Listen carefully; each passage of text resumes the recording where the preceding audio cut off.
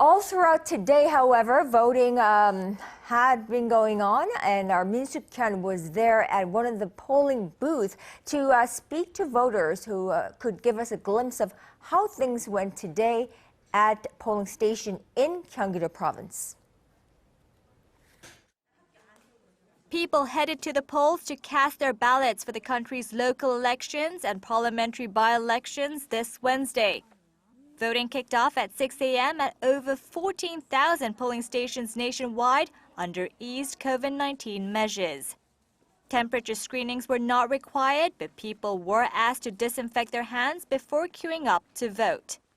It's not South Korea's first time to hold a nationwide election during the pandemic, so voters seemed less cautious.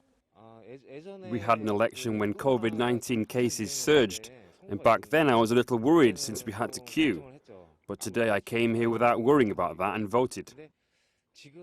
Top concerns among voters today were skyrocketing living costs and surging prices of homes. Many said they were glad to vote in hope of a better future. The world has been very unstable. There's been a war, and for years, the pandemic has made it difficult for people to live. But today, we're voting for new public servants, and I hope they make a country that people can live happily and safely in, and a good country to raise children. Right now, inflation is high worldwide, and house prices and living costs are rising in the country. I'm glad that we're voting for people who can work on this. And I hope they address these pressing issues and help facilitate regional development. Keeping in mind the economic challenges, voters simply hope those elected stay truly committed to serving the interests of the people. It's a difficult time. I hope a good person, a person who works hard, who can really work for Seoul and who can make things better, gets elected.